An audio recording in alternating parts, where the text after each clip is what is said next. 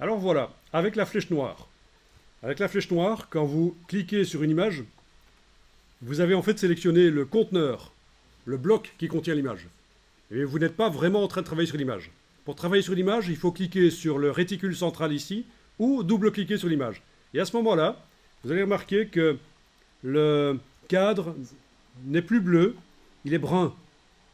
Il est brun, ça veut dire que vous êtes descendu dans le bloc au niveau du contenu.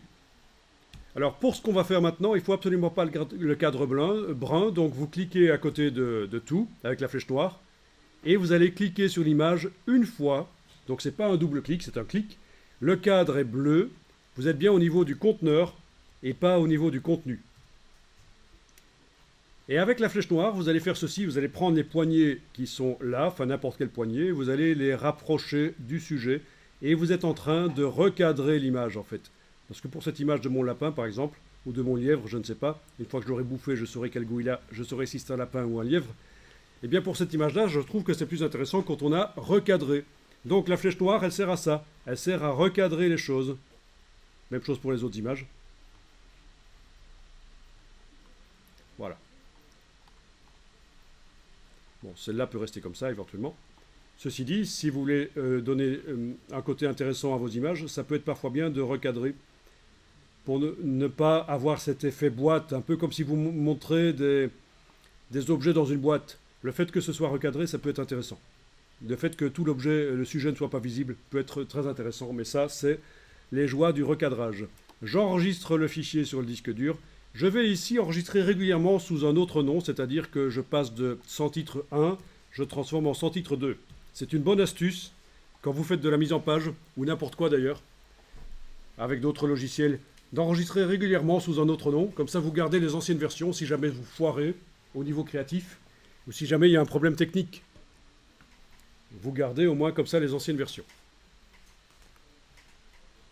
Ça arrive régulièrement que des étudiants travaillent pendant des jours et des jours sur le même document sans l'enregistrer sous un nom différent. Et évidemment, il arrive ce qui doit arriver. À un certain moment, le fichier devient corrompu et ce sont des jours de travail qui ont été perdus. C'est pas de la science-fiction, ça arrive. Donc pensez-y, sauvegardez régulièrement sous un nom différent. Et bien entendu, tout le reste qu'il faut également, c'est-à-dire faire des backups, enregistrer vos fichiers dans le cloud, sur des disques durs que vous mettez ailleurs que chez vous. Donc l'idéal en tant qu'étudiant, c'est de trouver un binôme, un autre étudiant, et vous lui refilez votre disque dur de backup, et lui vous refile son disque dur de backup. Comme ça, s'il y a un vol ou un incendie, eh bien, vous ne perdez pas tout, parce que ce sont des choses qui sont arrivées. Une étudiante ici qui a pensé à faire ses backups, malheureusement, un voleur est arrivé dans son logement et a volé son ordinateur portable et ses disques durs de backup. Bien entendu, si c'est pour avoir un binôme qui habite dans le même immeuble, les risques de vol, vous les avez. Hein. Parce qu'une fois qu'il aurait été visiter une chambre, le voleur, il va peut-être passer dans la suivante. Donc faites un binôme avec quelqu'un qui n'habite pas au même endroit que vous. Alors si vous pensez que ce que je suis en train de vous dire, c'est exagéré, que c'est franchement, c'est un peu poussé, faut pas déconner, eh bien, ok, pas de problème, mais sachez que les pros, ça fonctionne comme ça. Ça se tend des filets de sécurité. Être fiable sur le monde professionnel, c'est important.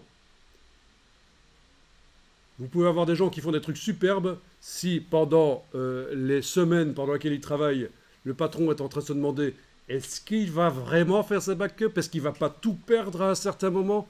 Ça ne va pas ça. Hein. Ok, alors on va manipuler les images. Donc maintenant vous allez double-cliquer avec la flèche noire sur les images.